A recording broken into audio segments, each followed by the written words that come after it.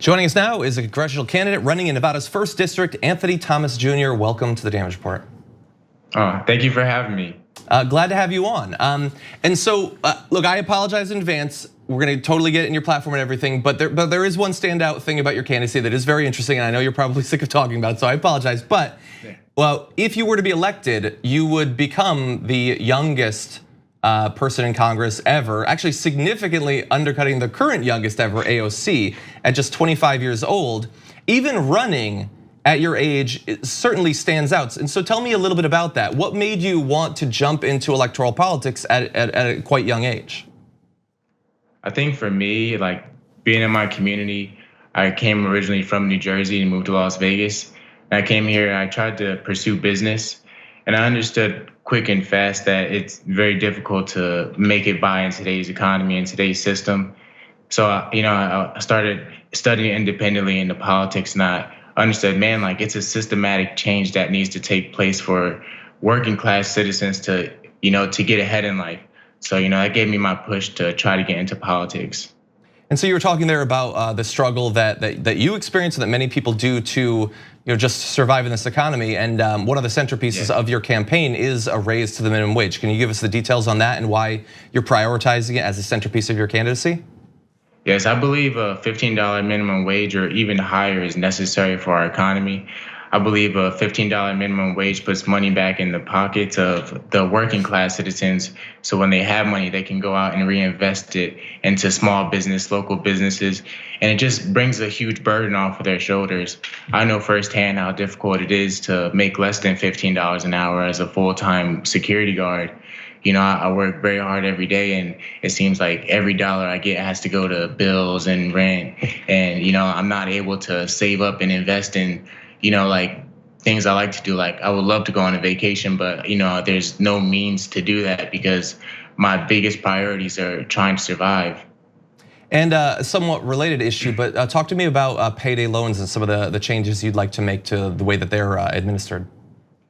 Yeah, in Las Vegas, there's no cap on payday loans. So the typical annual rate for a payday loan is up to 652%, which is astronomical. It's like almost a mob mentality. And I believe like to help working class families who are struggling to pay rent, they need to go and get a loan sometimes. Like not everybody can, rely on their job to pay them on time every day. So when they go and get a loan, the banks are gonna rip them off and say, hey, you owe me 652% in an annual rate.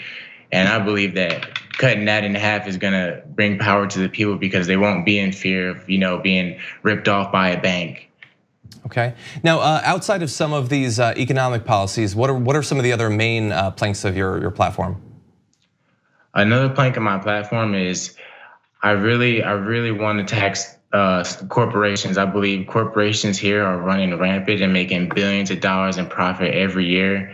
And if you look at the Clark County School District here in Las Vegas, the district I'm running in, we're the 5th largest school district in the country, and we perform the number 48 out of 50 in the country. And I believe we need serious funding for our education system. And I believe a corporate tax would fully fund our education system and guarantee teachers' salaries at that. Okay, and the current incumbent in the 1st District in Nevada is Dina Titus. What are some of the main differences between you and the current Democratic incumbent? Myself, like between me and Dina Titus, I lived in this community my entire life, in the working class community that is.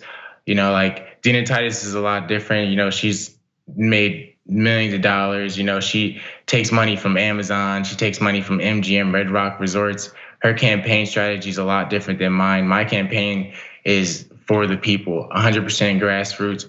Bernie Sanders' campaign in 2016 inspired me to understand like we don't need corporate money to run a campaign and inspire others. We can bond together and build a strong campaign person by person. I only mention this because you mentioned Bernie Sanders, but your opponent, the current incumbent, endorsed Joe Biden. Are you planning on doing some sort of endorsement? Yes, 100%. I want to endorse Bernie Sanders 100%.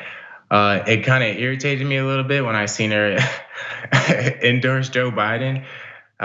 especially because here in Las Vegas a couple years ago, the recreational marijuana was legalized, and Joe Biden obviously he feels different about medical marijuana. So that's where I'm kind of like confused why she would, endorse Joe Biden instead of a more progressive candidate. Now, if people would like to find out more about your candidacy, where can they go? You can go to my website, anthony2020.com. Anthony Thomas Jr., candidate in Nevada's 1st District. Thank you so much for joining us on the show today. Thank you for having me, John.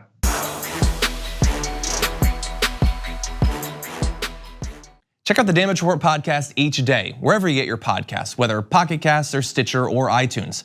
You can join me as I give you the news and stories you want, with a range of co-hosts and interview guests jumping in on the fun each day. Again, that's the Damage Report, wherever you get your podcasts. And if you get them at iTunes, don't forget to rate and review. Sometimes I'll read them live on the show.